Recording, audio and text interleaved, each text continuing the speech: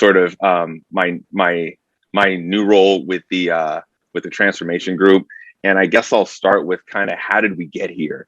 One of the roles actually for the Constitution was to sort of split up some of the responsibilities and to set a flexible framework for divisions 1, 2, and 3. The idea being that we wanted to empower the divisions to be able to make appropriate decisions that were going to be specific and more relevant for the conferences, institutions, and student athletes within those divisions. Because what we recognized was that the experience of student athletes is going to vary by sport, by conference, by school, and of course by division. And so we wanted to make sure that we were able to create a structure and a document that spoke to all of those values and empowered the divisions to make some of those decisions. And so that sort of led us to where we are now, which is this Division I Transformation Committee. And so here's where we envisioned getting a lot of the work done in terms of, well, we have this hopefully great document called the Constitution. Now, how do we make that work? And that's really what we've been charged to do. I'll highlight just really maybe about 4 or 5 of our real key areas that we've really been trying to focus on. One of them is, of course, the student athlete experience. And what we're trying to do here with this specific charge is enhance the model for a much better student athlete experience, one that takes into account today's experiences, today's framework. You know, we live in an incredibly digital era. What does that mean for student athletes? We're wrestling with NIL and those type of things, but also something where we're taking into account improved resources for health and safety. And of course, this academic experience. We spend a lot of time discussing how we improve the academic experience of student athletes. For me personally, it did not make a lot of sense for us to focus completely on the NIL and the compensation piece without us making sure that we are spending equally, or in my opinion, more time dealing with how we increase the academic experience of student athletes. The second one is really getting to the regulatory structure. And what we're doing with this specific charge is trying to distinguish the different rules that should be made within the membership at different levels. Meaning this, what rules do we need to look at pushing to the institutions? What rules are best suited for the conferences? And trying to create a framework that helps us answer some of these questions so that we can be a more efficient membership. And of course, that's going to take a lot of work and hopefully not a lot of time. And with the regulatory structure issues, part of this has to do with enforcement. As someone who has now graduated law school, one of my philosophies is we shouldn't be creating any type of rules that we don't plan on enforcing. And part of addressing that issue is trying to figure out where these rules and where those decisions need to be made. The third part is financial support. And what we're looking at specifically with this charge is trying to figure out how direct support of student athletes at the institutional and conference level should be reflective of the representation within the governance structure. And so we're trying to figure out what kind of questions do we need to answer there? What should that look like? And second part, I guess the fourth charge we'll talk about is membership enhancement. And this is where, we have to be really creative, right? We are looking at trying to create a new structure, a new model, and trying to get to sort of, hey, what should this look like? What would better serve the members? What would better serve the student athletes? Is this something where, as we talk about membership enhancement and a new governance model, do we look at making decisions on a sport by sport basis? Do we look at bringing in more independent members to help us do the things that we need to do and better represent the needs of student athletes, administrators, conferences, and of course, our institutions? So that's really the bird's eye view of the charges that we've been giving from our boards. In terms of currently what we're dealing with, I'll highlight just a few things right now. The board of directors has charged us with taking a really close look in the infractions model. So trying to figure out how do we get to something that is more efficient, that is quicker, and that actually addresses the needs that end up coming through the system. A lot of this is also going to dovetail into this concept of rules modernization.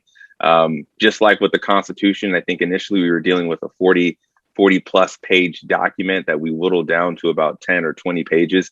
We're hoping to do something very similar with our rules. A lot of the rules are out of date. They don't serve student athletes. They're the place within the structure now really isn't necessary. And so we're looking at taking a very deep dive into the rules themselves and hoping to assess whether or not a lot of these regulations are actually necessary, or if they can be moved to other areas within the membership. Can they be moved to the conferences or the institutions, so on and so forth.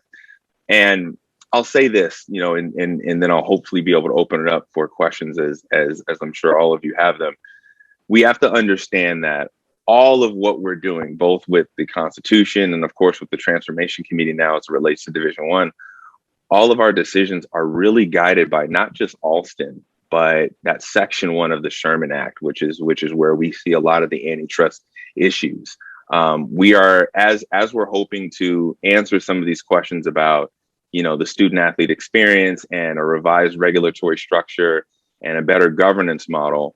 At the same time, we have to understand that the law has precluded us from interfering with certain contracts that influence basically the financial transactions across states, meaning any type of restraint on things like coaching contracts and stuff like that. Those are going to be antitrust violations, and we need to be mindful of where our limits are. And so some of this really is a balancing act, which is trying to do what's best for intercollegiate athletics and of course student athletes and the model in general, but also understand that we are dealing with a legal system that quite frankly does not care how many student athletes graduate. A lot of antitrust experts will tell you that the social societal welfare argument of, gender equity, intercollegiate athletics is a vehicle for solving that, or race issues, it's a vehicle for providing minorities with education and so on and so forth. They do not care. At the end of the day, if you are interfering with certain contracts and you're putting a restraint on these vehicles for trade, you will be fined and you will be deemed illegal. And so we will end up in the courts again. And so we're trying to avoid that. So I know that was a lot of information. It'll probably be best for me to turn to some questions right now. I will do my best to answer them. If not, I think Jen is in the room and I will tag her in, of course, if necessary, but I'll do the best we can. So let's see what, I guess I'll go to the chat first. Let's see, Mike says, where the NCAA ends and the conferences, Nike, the federal government, again, any thoughts? How were faculty involved in your discussions about the Constitution? Right, so I'll start with this and then Jen, please obviously interrupt me whenever necessary. So we had faculty members in the room, right? We had a faculty athletics representative who was in the room, Don Bruce. He was someone that I worked very closely with. When it comes to the actual faculty representatives and faculty influence, this is something that I honestly hope continues, because that ombudsman role, in my opinion, not just for student athletes, but for the institutions or for the conferences, is one of the most important additions to that Constitution. Seriously. When I went around and worked with student athletes to actually draft that document, this was something that every conversation, every student athlete that we've talked to about this document has brought up as being something that they valued and that they thought was really important, because especially now where a lot of our decisions are tied up with the athletics department, having someone who's detached from that system and can help us work through some of these issues academically has been seen to be very, very important. What's tough is trying to figure out what that's supposed to look like. So when we initially brought up this concept of having the faculty athletics rep as an ombudsman or as an additional resource for student athletes, a lot of different organizations popped up and were concerned at various legal issues, whether or not this is going to conflict with the HR departments on campuses or compliance. And so really the issues here were, well, what is this supposed to look like? And I sort of counter with this question. When it comes to revising intercollegiate athletics, the question of what is this supposed to look like isn't really as valid of a question as what do we want this to look like?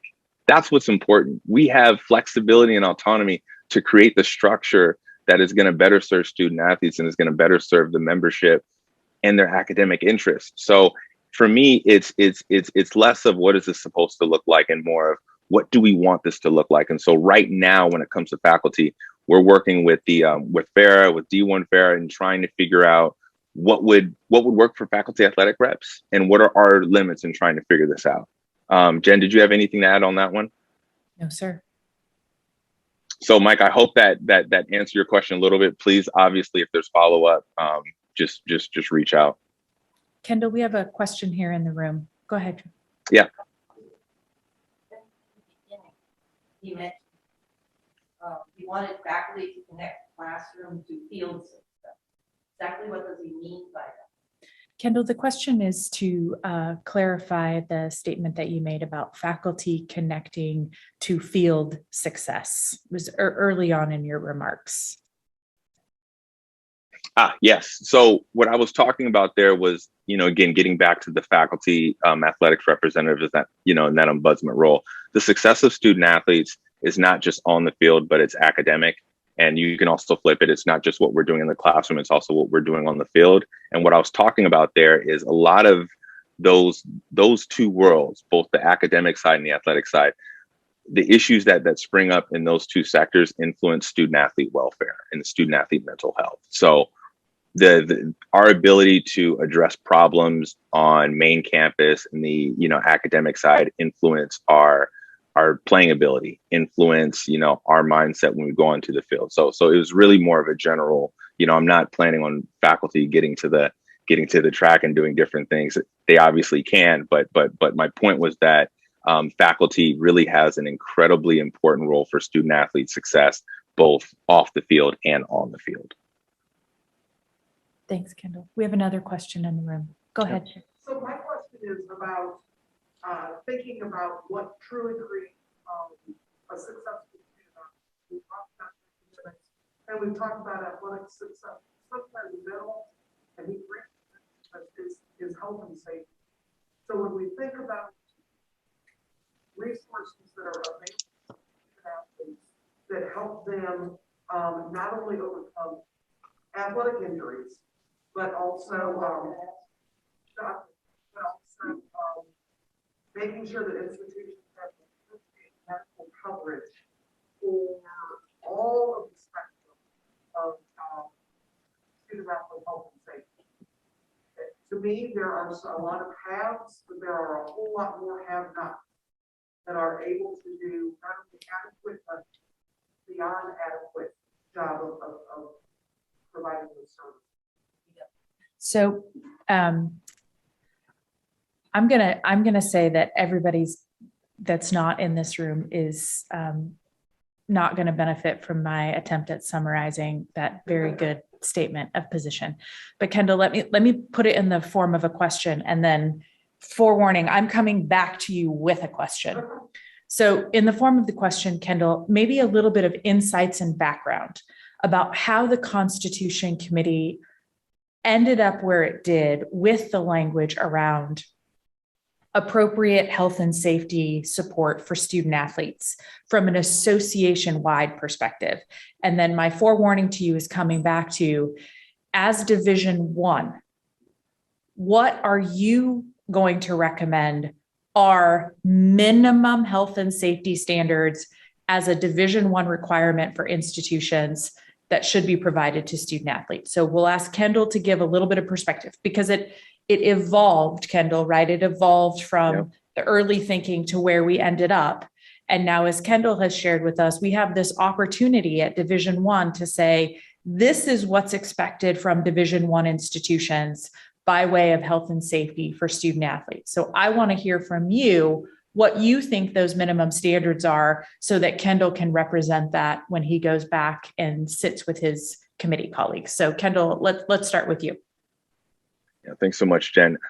It's a great question. So when it comes to the health and safety portion, that document was really something that was hoping to set the stage for our values and our principles for concepts that we felt were not just super important, but necessary for the collegiate model. Meaning that when someone comes up to me and says, "Kendall, why is intercollegiate athletics important? What is it you all are hoping to accomplish? What are some things that really define the association?" Health and safety was no question one of them.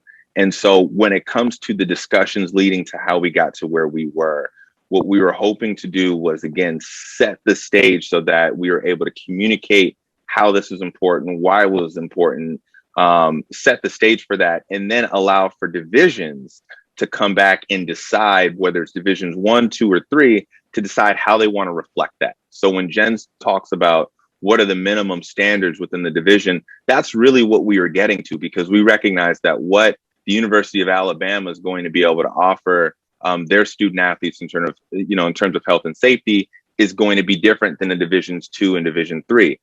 The concept being, though, hopefully getting to a point where we know what the baseline was. A lot of what we talked about and what we went back and forth on was, can we get to a place where we can agree on what the minimum is? What is the baseline where we can answer the question of, when a student athlete hops on any campus, whether it's divisions 1, 2, and 3, what should they expect?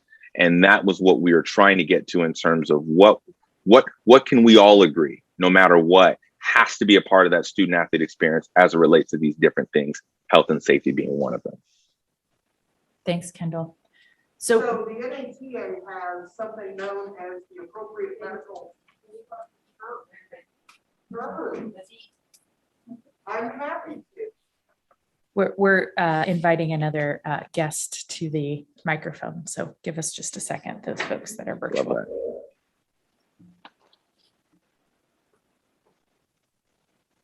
Hello, everyone. I hope you're all doing well. My name is Jerry Zimke. I'm a certified athletic trainer.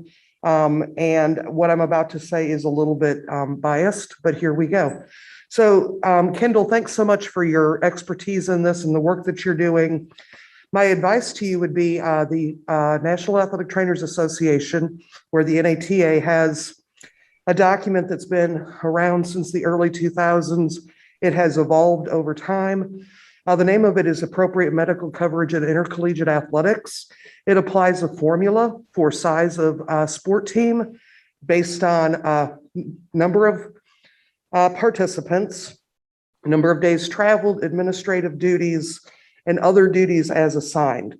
And what that does is once you put squad size, travel time, administrative duties, etc., into the formula, it will give you bare minimum baseline number of athletic trainers that are needed for that particular institution.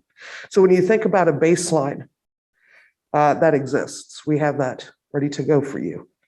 I think what that document doesn't do, because again, it's kind of been around a little bit, but it does not take into account the increased demands on the athletic trainer for behavioral medicine that's going on right now. And I think that there needs to be a very pointed element of y'all's discussion about baseline needs that directly impacts behavioral health and nutrition. So I think if you'd like more information, I'm happy to work with y'all on this. But the information is there. So that's what I would add. Yeah. No, thank you so much. And to kind of follow up and give, some really brief additional feedback to that, Jerry, that is super helpful. Something that you reminded me of was when we're putting together the Constitution, just like what I was talking about with the transformation group, how we are trying to work through the limitations of the Sherman Act. The Constitution was similar in the sense of we're also trying to safeguard against increased litigation. And part of that means that we have to take into account, at least, so putting my lawyer hat on, right? I would be thinking about in terms of, athletic trainers, the way that some of those licenses have changed. And now athletic trainers, depending on where you are within the state or which state you're in. It changes whether or not you are considered a medical care provider. And depending on where we set that baseline, that might open or change different litigation risks for different institutions. Jerry, we're going to look at that document. I think that is a great starting point for some of our discussions on health and safety, and we could use that to sort of balance some of these other issues. That is super helpful. Thank you.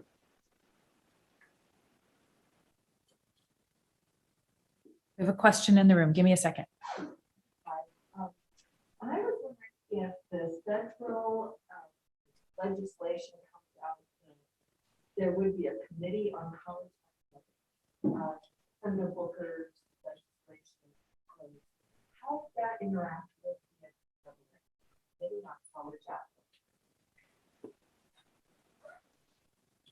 So the question is about, and do you want to, before we get to that, do you want to present Senator Booker's video? He will next. Okay. He will be presented.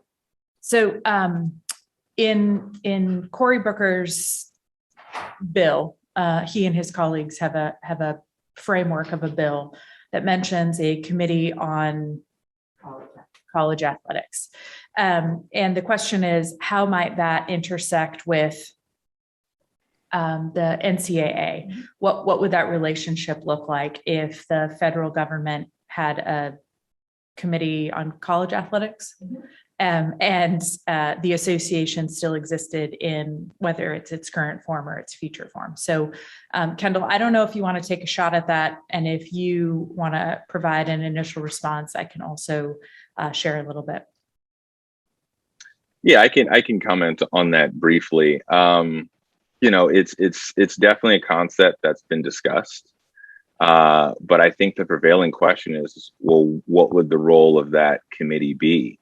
And who would be populating it? And do the individuals on the ground at the institution and conference level want to, you know, separate that decision-making level to outside of college athletics, right? I work with obviously thousands of student athletes, but also a lot of administrators.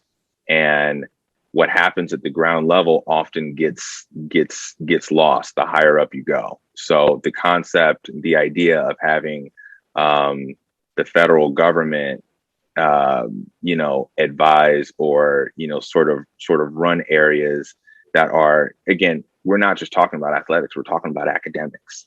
Because my big thing as a student athlete is, you know, again, graduated from New Mexico, went to law school. Like I've seen, like I really am a child of intercollegiate athletics, and that's meant the world to me.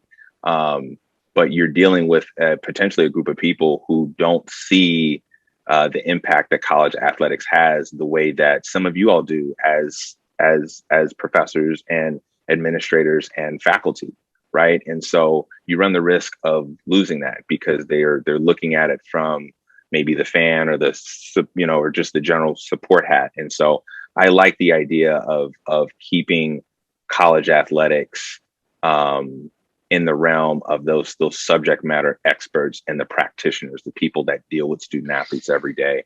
I think that would be the most appropriate step forward. Doesn't mean we couldn't work together, but I'm not super comfortable with it personally. I don't have anything else to add to that. Are there any other questions on the Constitution or Transformation Committee that we can answer in the short term? I do. Hi. What I was trying to ask on behalf of Mike and the Coalition on Intercollegiate Athletics, our organization is made up of all faculty senates. And so faculty senates want to have some input and oversight into athletics, especially at our own campuses. And so instead of just having the FARs, because a lot of FARs are not related to the faculty senates in the universities, how can the faculty senate people get more involved in oversight of the athletics? Great question. When you ask the question of how can the faculty senates get more involved in the oversight of athletics, the first question I would say is, do you really want oversight into the athletic realm, right? Like it's a tough, it is a very complicated and difficult world. And I say that in jest, not to say that you all shouldn't. But my real answer is this: if this is something that those groups want more involvement in, we can certainly work with that. That's something that if we can get some of those groups together and sit down with the FARs and student athletes and try to say, okay, well, what are some of the problems that we want to try to solve together? There's nothing stopping us from doing that. The real question is, what do those groups want that to look like? Because I know a lot of individuals say that, and what they really mean is, hey, we want a seat on the board of directors, we want a seat at the board of governors and stuff like that. And they imply that if they have that, it gives them oversight, or more importantly, without those seats at those tables, you can't influence what happens within intercollegiate athletics or improve the lives of student athletes. And that's just simply not true. So I will make the long story less long. If those groups want to be involved, well, let's start working together and let's get involved. We can do that right now. And so I've put my email in the chat. Please reach out. We can let's start having those conversations together. There's no reason why the faculty athletic representatives and the other administrators and faculty on campus we all can't work together because the goal is the same. And I would add to this that if you've heard what we've said this morning, the role of the national organization is likely to be minimized in the future. I've been a broken record with you all for 8 years. You don't want national involvement. You need to figure out as an organization how you have local influence. That is where you need to shift your focus. So you can ask about the NCAA because we're really a really, really good, big target. It's a beautiful color of blue. But you need to figure out how you have influence at the local level. That is where your influence can reside. Mike, you mentioned academic integrity. That's right. That's a really important component of your institutional missions. Now, it matters to the eligibility of student athletes, and it matters to the integrity of intercollegiate athletics, but academic integrity happens at the local level. So figure out how you work your influence and insert yourselves at the local level. Yeah.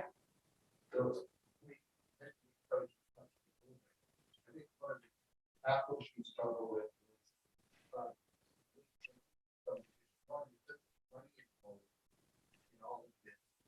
we don't have leverage. That's not conversation given the other stakeholders, and that makes it very difficult for us to actually bring our views to the table.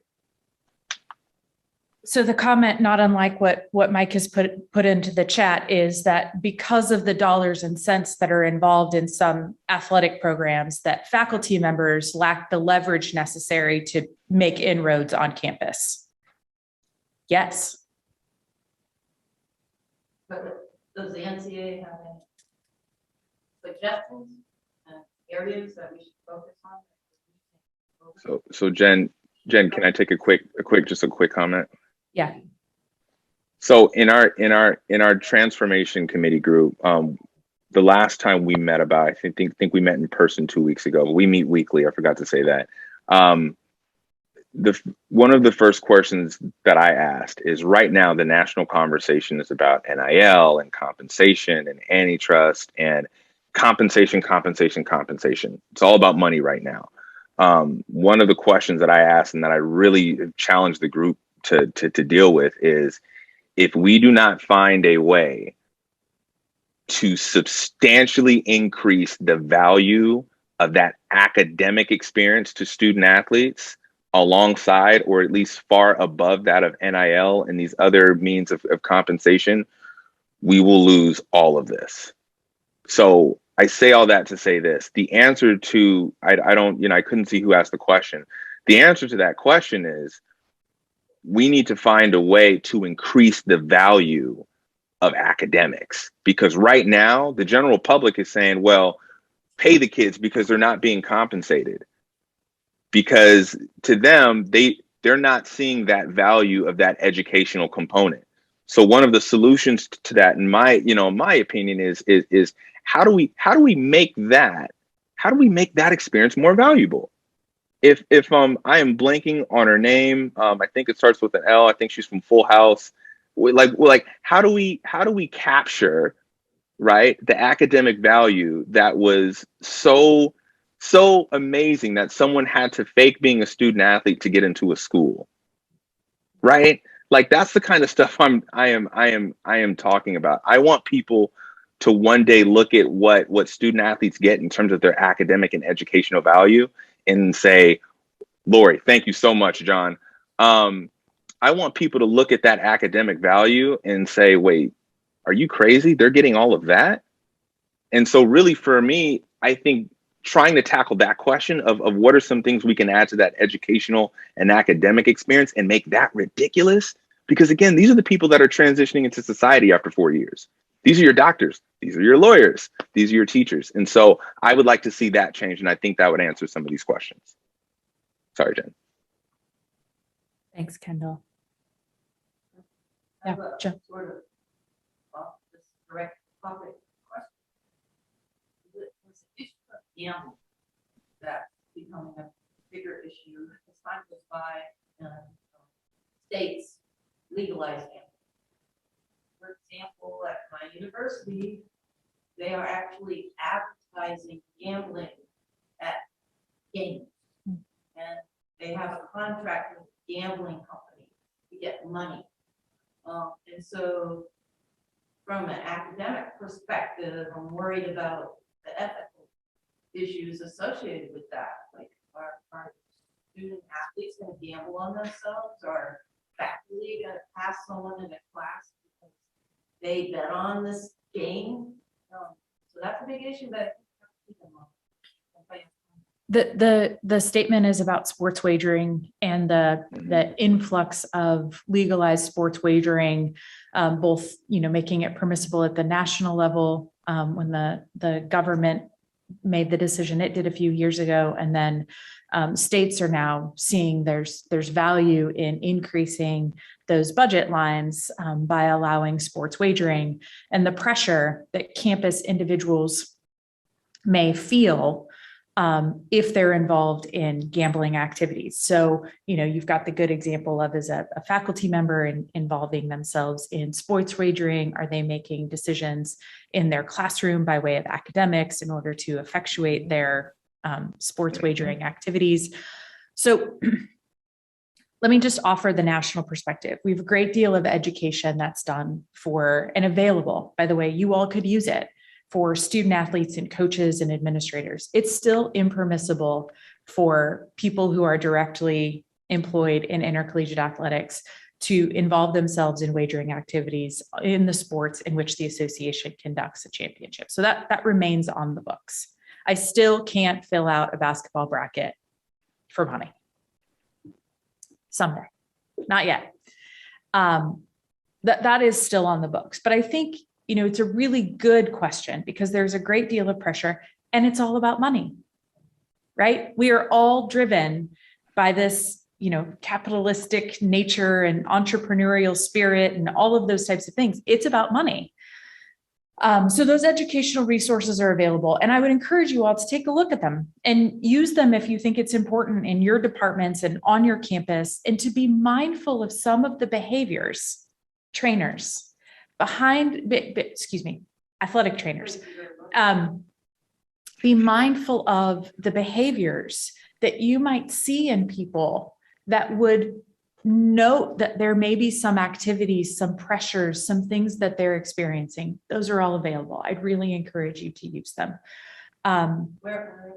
We'll give you I'll make a note to give you the link. I would add that NCAA views student workers employees of the intercollegiate department. So athletic training students, Yeah. student managers. Yeah.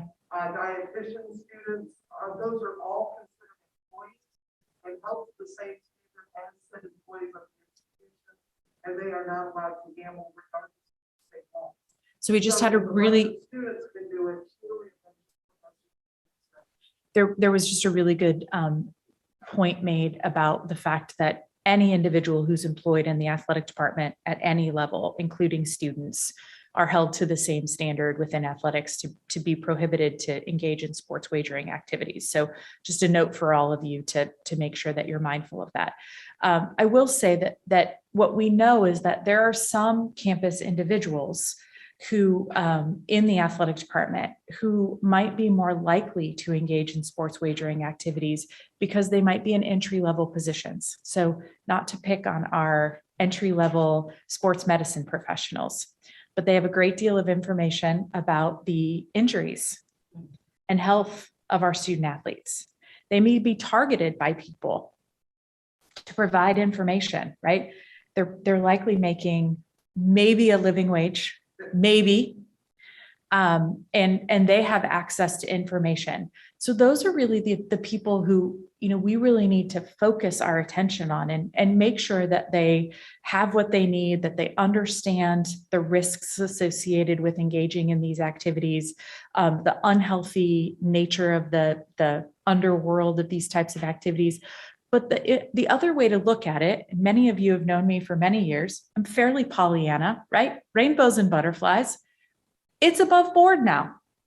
When sports wagering is legal, there's other opportunities that avail themselves. So we need to think about those as well. But I'll get you the link to where the sports wagering educational resources are, and athletic departments are using them. And they may be available to tailor to other areas of campus. Is there any way for the NCAA to have a rule that says you can't advertise sports betting at a school event? Nope. Kendall? Nope. And this is, so just so we're all clear and comforted by this, in a perfect world, a lot of us would love that. That would be great. That would be awesome. We like the boundaries that we would set up if we weren't going to run into antitrust violations would be amazing. And I think it would actually put intercollegiate athletics in the proper lane, right? This is one of the reasons why people would like an antitrust exemption. So the answer to that question is no, because again, we run into this issue where you cannot interfere at a certain level to, different contracts and issues with the law and general commerce, right? So we can't do that because that infringes on certain freedoms that are provided just socially. You literally can't do it, and we would be subject to in the legal field, we call it the parade of horribles, right? The amount of litigation that we would receive after that, it would be rough. And I'm not entirely sure that the institutions that we serve would want that from its association. We have a question in the room. Just kind of a general question for Kendall. It's a little bit off the subject, but I get the NCAA and antitrust, because NCAA is a big player, but what about antitrust and NAIA, NJCAA? Does he have any thoughts on that? Kendall, the question is, why is the NCAA subject to antitrust and not some of the other intercollegiate organizations, governing bodies like NJCAA and NAIA? Why is the association subject to those things and not other entities? Oh, well, so just to be clear, everyone's subject to those things. Everyone is. That's not, NCAA is nonprofit. They're still they are all subject to it. The NCAA is not, is like the NCAA is a target. They are a target. They host March Madness. They host, we got college football going on and track and field. So it is, the NCAA is a target, and they've been they've been a target for, I guess, the 10 years that I've been around. So everyone's subject to it. But let me put it this way. When our politicians get up there and talk about college athletics, they're not talking about NAIA. They're not talking about NJC. They're talking about the NCAA, which is why, different groups in their mission statements, they don't say anything about some of these other organizations. They're literally talking about the NCAA. So everyone's subject to the Sherman Act and antitrust laws. The NCAA is just a target because of the 470,000 student athletes that come through the system. Thanks, Kendall. We have another question in the room. The focus of NCAA has shifted to the Power Five and those universities that have lots of money. How do we get the other divisions more equality? Like the Night Commission, for example, wants to distribute the funds. How do we get more interaction with them from the lower divisions and the non-Power Five? When you ask about the other divisions, are you talking about the subdivisions within Division I, or are you also talking about Divisions 2 and 3? All of it. Okay. So Kendall, the question I think is, and you might have to restate this, there appears to be an emphasized focus on autonomy, conferences, and institutions, and how can other divisions, including other members of Division I and Divisions 2 and 3, do what, Jill? Get more input. So I'm listening to them because it's like the Power Five is controlling. I'm going to challenge that assumption. Okay. Because it appears that autonomy, institutions, and conferences have an outsized role and influence. And how can we make sure that Divisions 2 and 3 and other members of Division I can influence things within the association? Is that okay? Okay. Well, let me tell you this much. The amount of time we spent in the Constitution Committee room discussing that very same issue would be appalling, or, well, I guess maybe it wouldn't, right? Part of that question turns on narrowing down on the specific issues that we're trying to address, right? Because again, you're dealing with a fan base that has said these three things in terms of money are what's really driving the ship. And so again, they're not sending those emails and comments to Hamilton College or Bates or Bowdoin.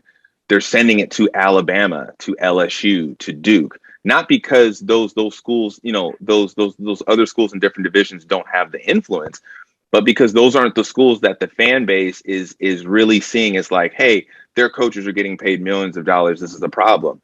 They're looking at those bigger schools. And so to answer the question of how we get more, more communication or more influence of decisions, really part of what we're working on in the transformation group is maybe how do we look at the governance structure, and or at least within Division I to really look at, well, how is maybe the direct financial support you give to your student athletes, how maybe should that be reflected in representation within the governance structure? Because then we're not just talking about just money generation. We're talking about your desire and your ability to support different aspects of student athletes. So maybe that's the best way, but that's the prevailing question. I will tell you that the autonomy or the autonomous conferences, they're not driving the ship on everything. And they are challenged. We have open discussions. It is not this, they're kind of controlling all the decisions that are being made and all the other conferences or divisions are kind of left hanging. But we really got to narrow down on what are the individual problems that need to be solved. And it's just like Jen said, a lot of these issues are campus issues. You have to address those with the institutions themselves. So. Thanks, Kendall.